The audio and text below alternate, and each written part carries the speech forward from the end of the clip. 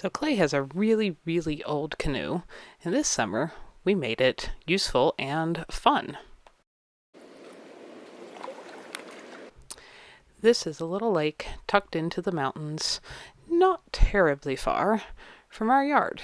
There's actually an eagle flying across on the far side. I don't know if you guys could pick that up. So it is not a very long drive to get here for us, and we spent several days this summer doing this.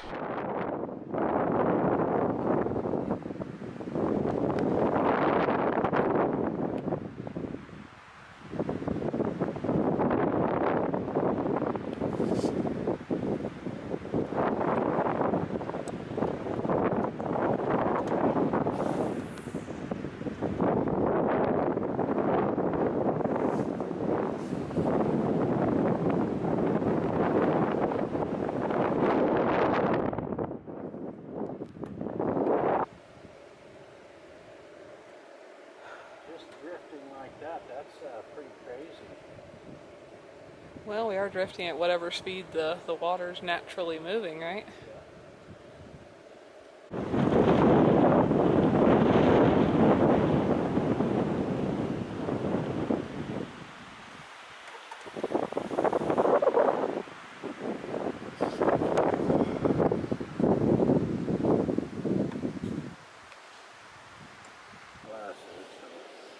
So with these pontoons, I am standing up quite comfortably. Clay doesn't even know that while he's getting his fishing rod rigged up the way he wants it. But standing up, turning around fully, looking back at my chair in the back of the boat. No way could I have done that in here without all of us ending up in the water if it wasn't for these cool little things. I actually tried tipping the canoe, like leaning as far out to one side as I could to adjust a pontoon, and I couldn't even get it to do that. So this is super stable, which is awesome. I love paddling. If it was just me by myself, I would go like paddle a kayak around a lake just for fun. If I go to the gym, using the row machine is probably my very favorite thing to do. It's just a motion I really enjoy. So that works out really nicely with the fact that Clay also likes to fish. The only problem is sometimes I have to stop paddling so he can fish in one spot to a particular fish, and I would just keep paddling all over the place, probably without any break. But it works out nicely. This is something we both really enjoy, and we get to do the parts of it that we most like. And of course, just getting to spend time together, looking at the beautiful scenery, watching the creatures, everything from the beautiful, delicate little bugs to the bald eagles and the fish and the ducks and everything else is a lovely way to spend some time together.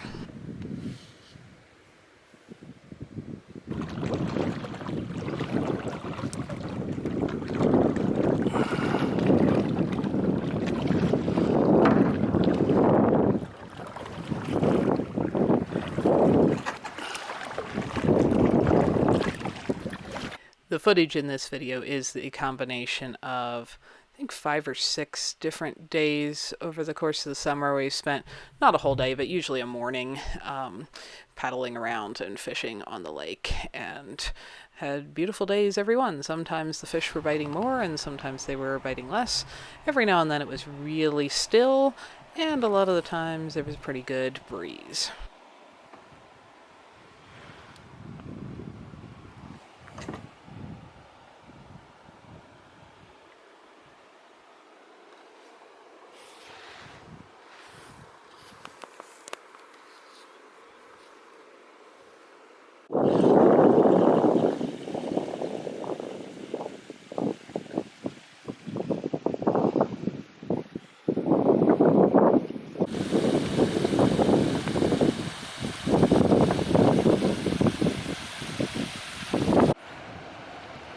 Apparently this is the butterfly landing pad. Yes, it is.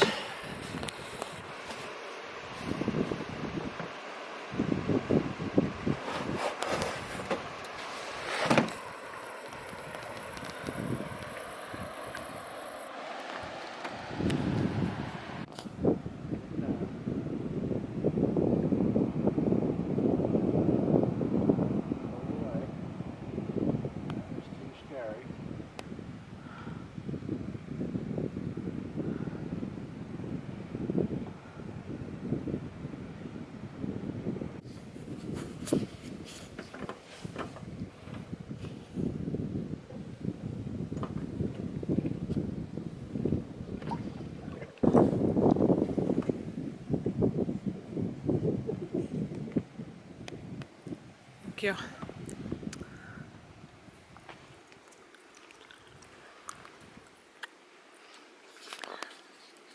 I like your boat.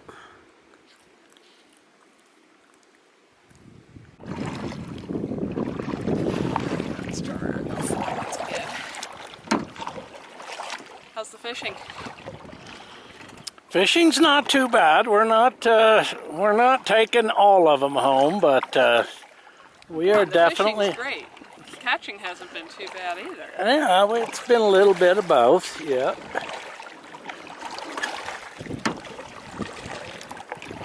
Now it's getting hot and breezy. So now we're gonna head back. Another day. We're gonna keep this one, Ariel, Okay. just so we have a little bit more. Show him to me. Turn his head up so I can see his slash. So it's a Colorado River cutthroat, right? Yeah. Pretty guy. I changed one.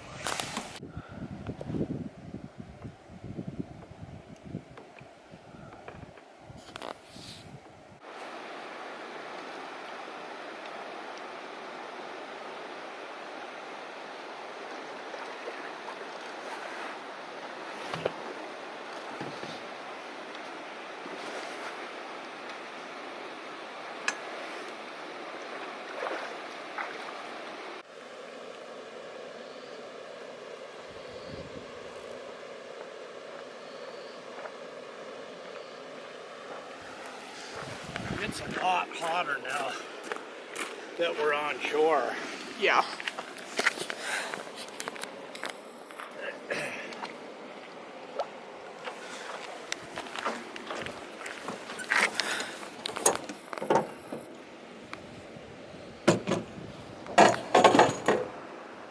Those pontoons are super easy to pop off the boat and pack up, to flip the canoe back up on the car, to drive home and back and forth. And we both agree that in a heartbeat, we would purchase them again. They make this so much fun to use and hang out in.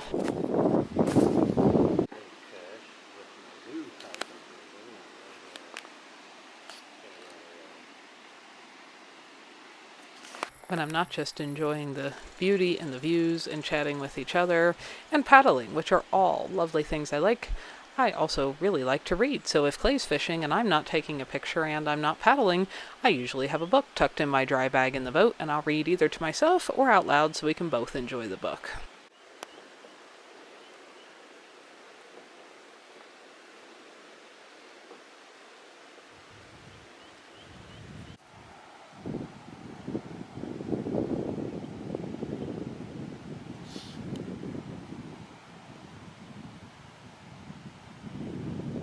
After all.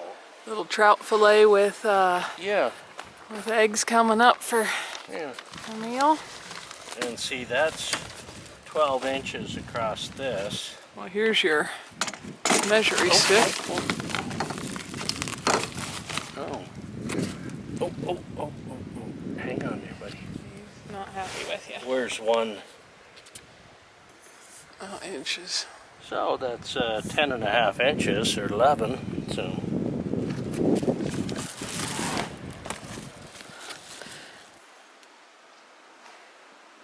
By the standard of the natural or healthy ecosystem, we see as if suddenly the shortcomings not only of industrial agriculture, but of agriculture itself, insofar as agriculture has consisted of annual monocultures. To those of us who are devoted to agriculture in any way in its historic form, such criticism is inevitably painful. And yet we may see its justice and accept it, understanding how much is at stake. To others who have founded their careers or their business precisely upon the shortcomings of agriculture as we now have it, this criticism will perhaps be even more painful. And no doubt they will resist it with all the great power we know they have. Even so, this is a criticism for which the time is ripe. A rational denial of its justice is no longer possible. There are many reasons for this, but the main one, I think, is the virtual meltdown of the old boundaries of specialist thought in agriculture, a meltdown that I hope foretells the same fate for the boundaries of all specialist thought.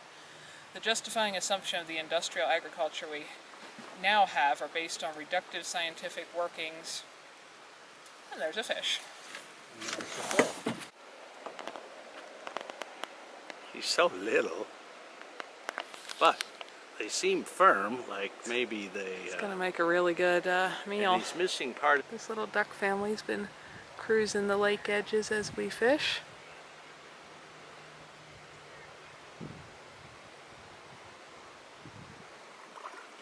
Straighten out again a little bit toward shore. Well, I was trying to see what this clown did to my worm. Chew it up. Well, a little bit.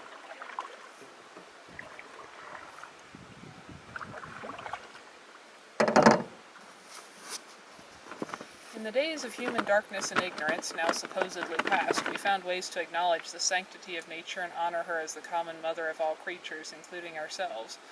We conducted our relations with her by prayer, propitiation, skilled work, thrift, caution, and care. And then, at about Spencer's time or a little thereafter, we were set forth in our war against nature with the purpose of conquering her and wringing her powerful and lucrative secrets from her by various forms of tortuous injury. This we have thought of as our enlightenment and as progress, but in the event this war, like most wars, has turned out to be a trickier business than we expected, we must now face two shocking surprises. The first surprise is if we say and believe that we are at war with nature, then we are in the fullest sense at war. That is, we are both opposing and being opposed, and the costs on both sides are extremely high. The second surprise is that we're not winning. On the evidence now available, we have to conclude that we are losing, moreover that there never was a chance we could win. Despite the immense power and violence we have deployed against her, nature is handing us one defeat after another. Even in our most grievous offenses against her, as in the present epidemic of habitat destruction and species extinction, we are being defeated, for in the long run we can less afford the losses than nature can, and we have to look upon soil erosion and the spread of exotic diseases, weeds, and pests as nature's direct reprisals for our violations of her laws. Sometimes she seems terrifyingly serene in her triumphs over us, as when, simply by refusing to absorb our pollutants, she forces us to live in our own mess. And there's another fish. There's another fish.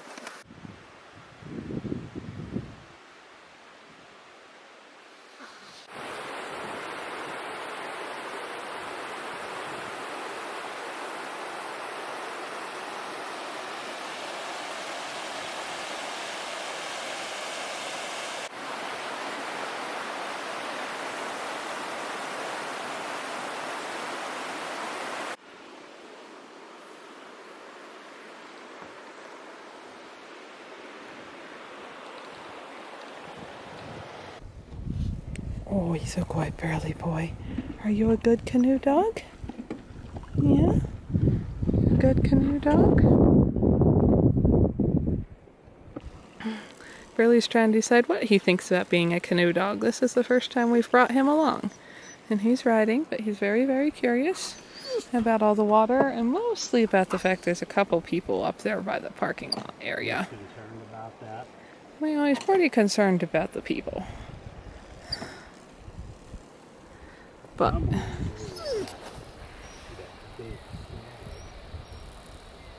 it is a beautiful, beautiful morning. It's okay, babe. Other people can be at the parking lot. Yeah, it's fine. It's fine. And we don't have to worry about them.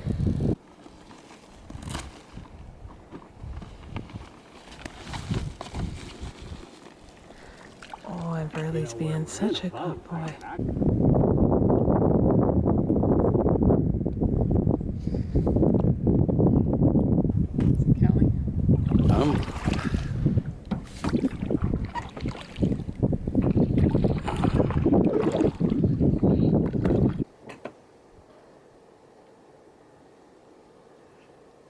Are you gonna find a fish by looking in the water? Yeah. Our pirate dog with his one eye. Yeah.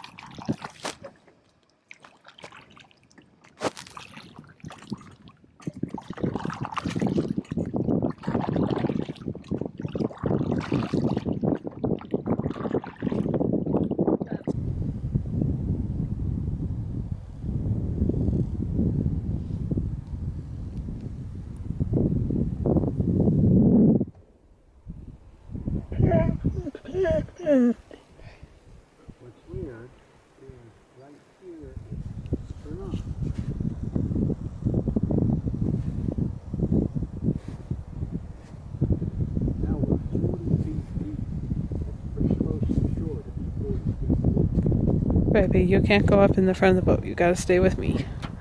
Oh boy, I know. I know. I do love you.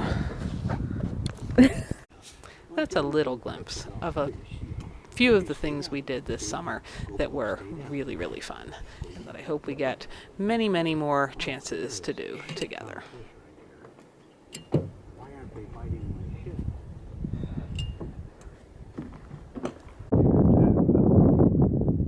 Not in my shed, but there's definitely fish here.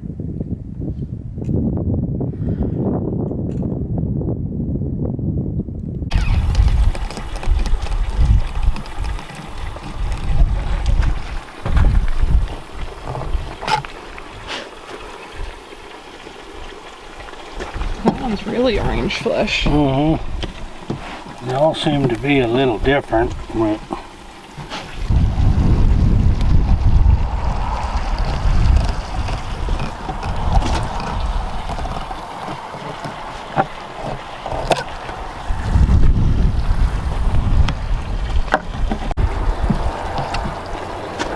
we're exceedingly.